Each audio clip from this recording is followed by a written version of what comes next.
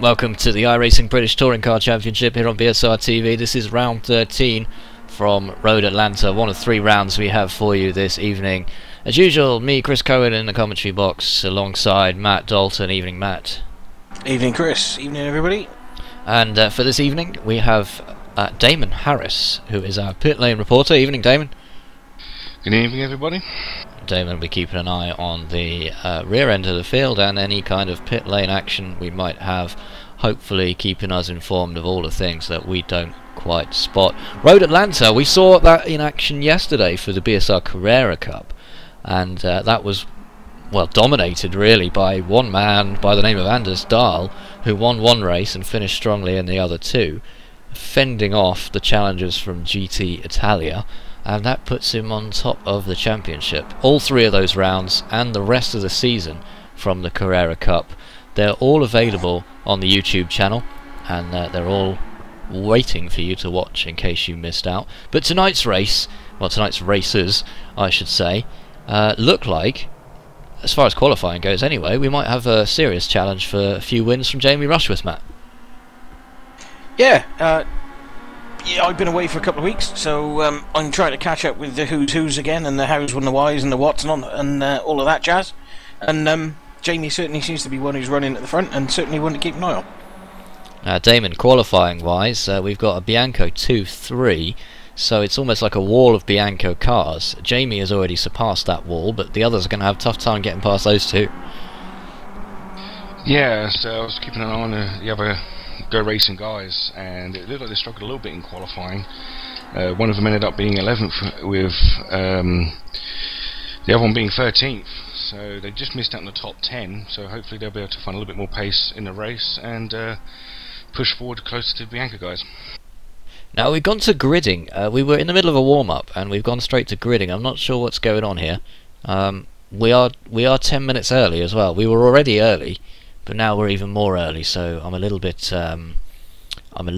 confused by that. But okay. Well, we're going down to the grid, boys and girls. Crap. So we're gonna have to deal with that at the moment. There is Jamie Rushworth. He is on pole position for this race. Second place is going to be Adam Terry, and then Stefan Hoog in 3rd place. Or is it the other way round? Those 2 cars do look very similar. And just look at the amount of cars back there on the grid. Go ahead, Matt. Yeah, I've got Stefan Hoog in 2nd, and again, Kuchi is, as his nickname is, currently running. Seems to be on a bit of a mission at the minute. I'm completely lost with who's who. My team paints have gone completely mental. I've got no idea what's going on with iRacing, and this is all launching about 10 minutes earlier than we thought. Hooray! Well, we got lights on already, so 10 minutes ahead of schedule. Which Why is, not? What? Yeah, why not? Here we go. Road Atlanta. Round 3. Anything can happen to British touring cars, and probably will. Jamie Rushworth leads the field away from the line, down to turn 1. Cars still... Oh, we got a slow car in the back. Someone's not managed to get going. I think that was one of the KX Momentums. So Rushworth holds it into the first corner, and then that is... well, we've got... One of the cars is off. I think that was a 888 into the wall there. Everybody else seems to be through there okay. Or have I spoken too soon? Oh, and what? No, it's Cat sliding. Oh, and is that Chapalevsky sideways? It is. One of the Castrol's, I think, tidied with him. Oh, and the Castrol car's in the wall. Adam Terry, that is. We'll try and bring you that as soon as possible. Where is Chapalevsky? So what's happened to Adam Terry at the start? Let's get that one up on the screen as soon as possible, because that is big news. Terry away from the line, didn't seem to get the best start in the world, and then he's coming through into the S's alongside Chapalevsky. Katz has slid out in front, and yeah, just looks like Terry's collected the back of Chapalevsky's car there. Turns him round, and then Katz manages to recover, so Katz is okay getting off round through the S's, and what happens to Terry after that is the question. He rejoins the track, and then, yeah. So not the best of luck from Adam Terry, although it... Oh, and he's come back on the track a bit soon, and that's why the 888's gone into the barriers there. I'm not sure which 888 that was, but Adam Terry's in the wars already. Yeah, it was David E. Baker he clipped, and I believe he may have picked up some right front damage from that. And we're back to live again now. We're back to live again, and that's Terry going off there. Who is that? That's Smolensky, so that's not Chapalevsky we've lost as well. So one of the Bianca cars has also just had an accident towards the back there. It's the second to last corner in chicane. That's Adam Terry, so we're looking at that one already there on the I got pictures. Simon Field as well in last place. I wonder if he missed the start.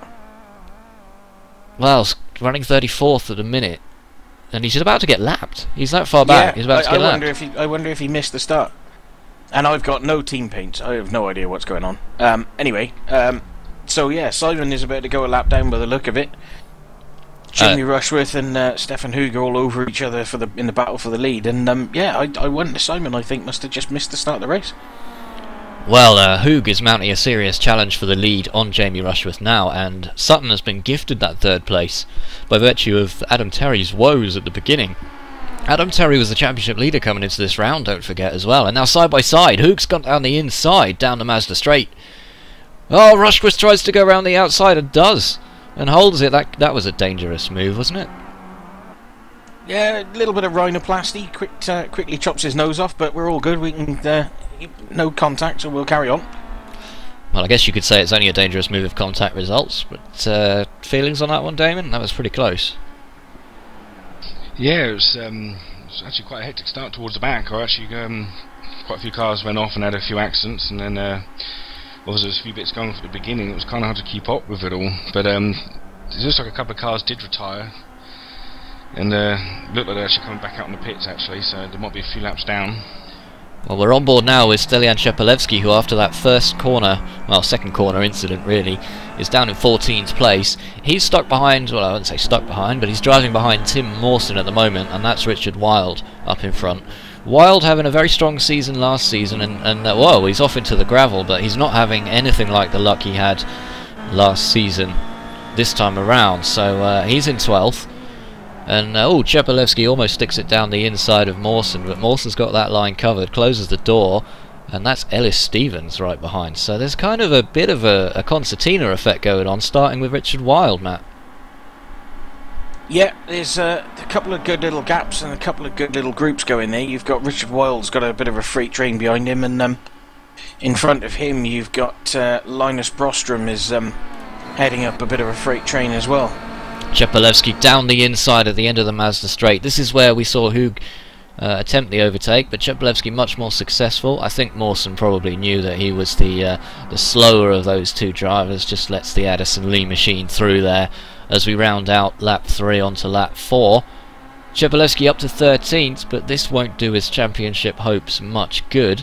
Worth pointing out though, if he can get to 10th position at the end of this race, it'll be a reverse grid for the next race for the top 10 positions, so he will start on pole. Money on that? We've reversed the grid for the second race now, or the third? Both. Really? We have indeed. Yeah. There we go. Shows how long I've been away for. And the top 5... Curse the bad weather. And the top 5 are now separated by only 3 seconds at the moment. Rushworth not really being able to pull out much of a gap there, Damon. No, it looks like Hoog is actually keeping up with him pretty well. I reckon if they probably look after the tyres well enough, I think he'll probably give him a run all the way to the end of the race. They're certainly pulling away from Sutton. And probably keep an eye on Gritchley as well. He seems to be right up there doing really well as well. Not sure Kutch is close enough to make a move at the end of the straight here. He might have to wait another lap, I think. But he's certainly looking menacing in second place there, isn't he? Absolutely. We've seen him just back off there a little bit at the end of that straight, just to let Rushworth know that he's not intending to make a move this time around, although he's lining him up. And don't count out Ashley Sutton. We've seen if there is any kind of opportunity on the circuit, anywhere on the circuit really, Sutton is the man to take it. Now let's go back to 12th place at the moment. Shepelevsky is... See, you just commentator cursed Ashley Sutton as well, because you said that and he's just run wide and conceded a couple of that's completely my fault. Sorry, Ash. Ever since Dave Grunnell retired, we've just been looking for someone else to pick on. Well, that's the ultimate commentator's curse, isn't it? We forced him out of racing entirely. I'm not sure you should broadcast that part, but yeah, I'm not sure you can blame us for that. Well, how about the rest of the field, Damon? How are they doing, sort of further back?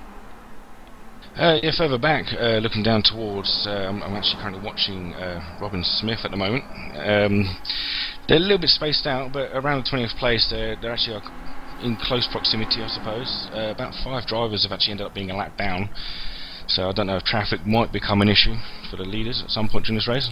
Man, Matthew Webb has just lost 5 positions. I don't know if he's got a problem. He's slowed down. He was off the racing line, slowed down, let a load of cars through, and dropped a load of positions. Could have been a slowdown. Yeah, that's interesting. Just a quick one as well on the Dave Grinnell subject. Dave obviously having retired from iRacing this week with a bad back problem which he's not able to fix, and just like to say so long and best wishes for the future, Dave, and hope to see you back one day, mate. Yeah, I second that definitely, and a very nice guy and a great guy to watch out on track. So we'll be missing him in the Skip Barber series, that's for sure. Yep. And meanwhile, Linus Brustrom is in 7th position. His MovieGo teammate is in 9th place, just behind Reggie Blaine, and he is they've got David Baker in a MovieGo sandwich right now. David Baker running in 8th place. Watch out for Dan Hunt though. He's running extremely well in 10th position, and he is challenging the back of that Reggie Blaine car. That's a back marker that's behind them, so I'm assuming that's Simon Field. Is it behind? It's the number 4 car. It is Simon Field behind as well. But Dan Hunt in a great position there, Matt.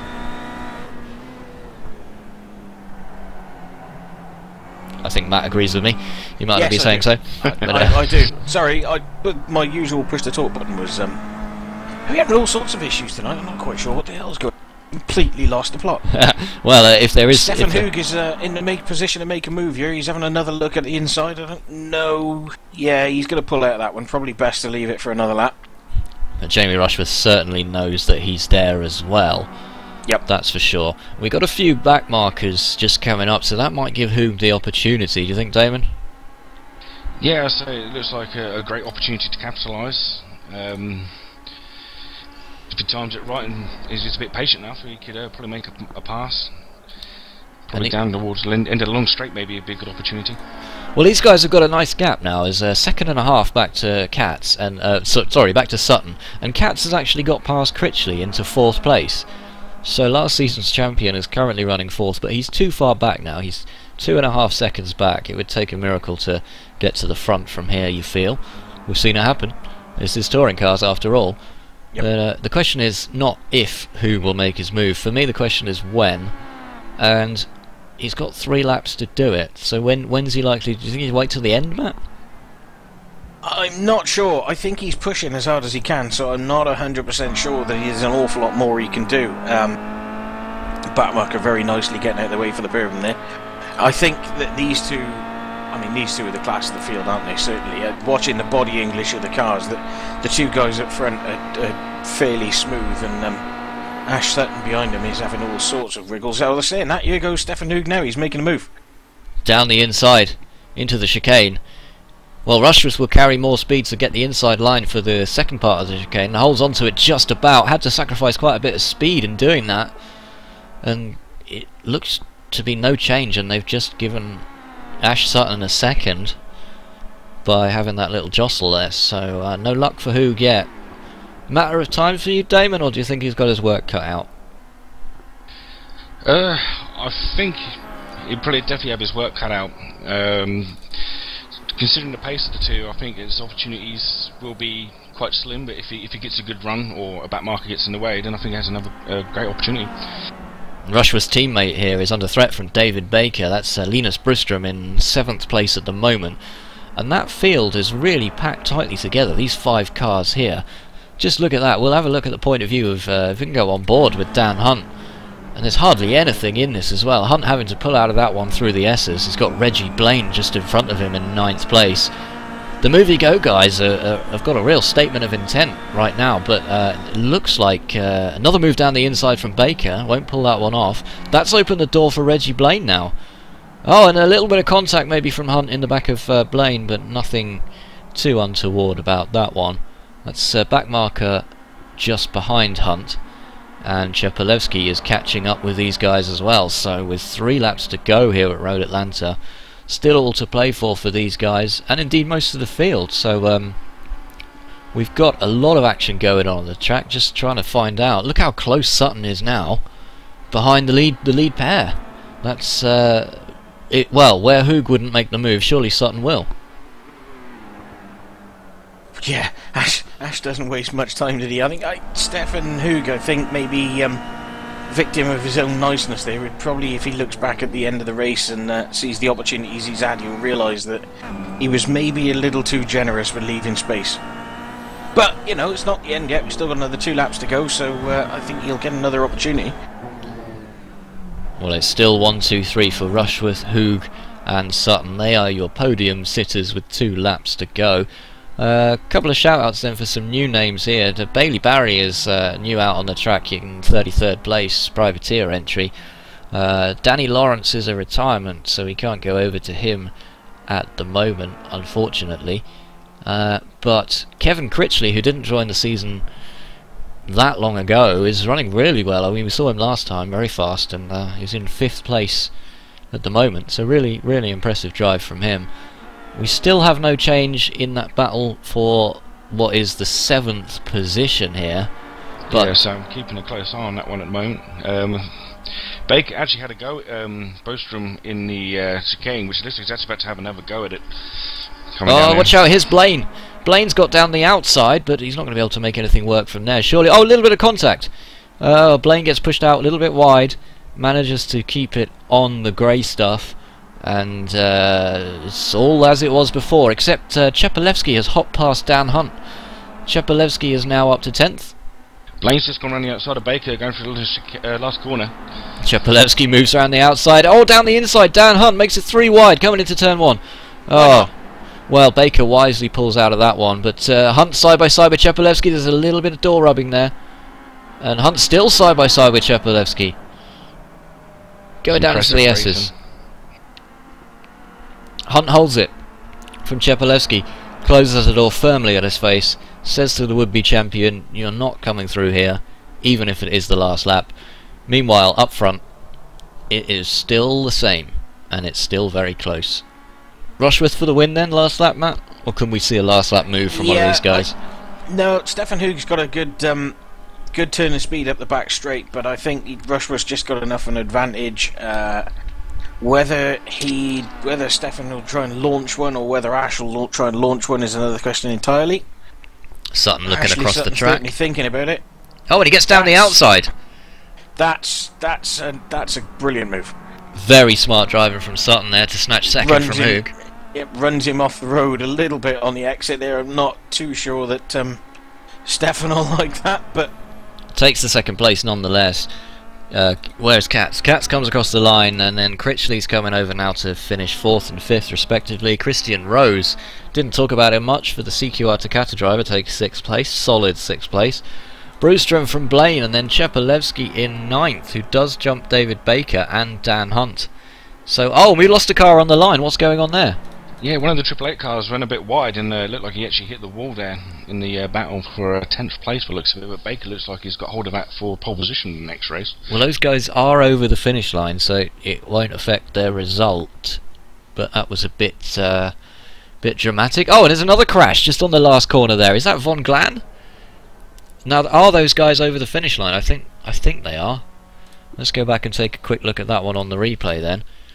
So that's Julian Janowski and Eckhart Von Glan, is it? Something like that. I think that was Julian just giving him a little kiss as he crossed the line. Well, it did seem like Von Glan was very slow over the line there. I'm not sure what happened there, but they both crossed the line, so that's nothing too much to worry about, I don't think. But exciting first race, and pole to flag for Rushworth. Really showing why he's so highly placed in the championship, Matt. Yeah, I'm just trying to keep up with a little bit of some of the post-race chat. So Rushworth takes the flag, Sutton 2nd after that last lap move on Stefan Hug, who finishes 3rd. Katz for eBay Motors comes home 4th. Critchley 5th, Rose 6th. Brewstrom 7th, his teammate Blaine in 8th. Chepalewski 9th. And Baker 10th. How about that, Damon? That's 3 Movie Go Racing drivers in the top 8. Yeah, I was keeping an eye on him for most of the race, obviously, while I was trying to keep an eye on drivers further back. But I did predict that if they had a good race pace and kept the noses clean, but they were getting to the top 10, and that's exactly what they've managed to do. Well, 11th place goes to Richard Wilde, 12th to Stevens, 13th to Hunt, who we saw in 10th for most of the race, so we're not sure what happened to him on the last lap there. Obviously not ideal for him. Mawson 14th, Plumley 15th, Webb is in 16th. Hefford, Johnson, Laura Bond 19th, and Marcus Narras, who was in the commentary box last week, out on the track this time, finishes in 20th place. And that was a thrilling opening race. Let's see if we can't have a very quick word with third place finisher Stefan Hoog. Stefan, are you there? Yes. That was some last lap move for Ashley Sutton, wasn't it? How do you feel about that one? The usual, not going to comment on it. Well, you were almost in a position to take that one home, well, a victory, but you never managed to get past Jamie Rushworth. Did you have the pace to get past him, or did you feel like he was just the quicker man? Well, when you're in the draft, you're always faster, so it's quite easy following a guy. Not sure if I would have been able to pull away there, but there were a few laps where I was deliberately staying behind him, trying to get away from Sutton, but then he would slow down, so it was a bit of a... And what was your view on...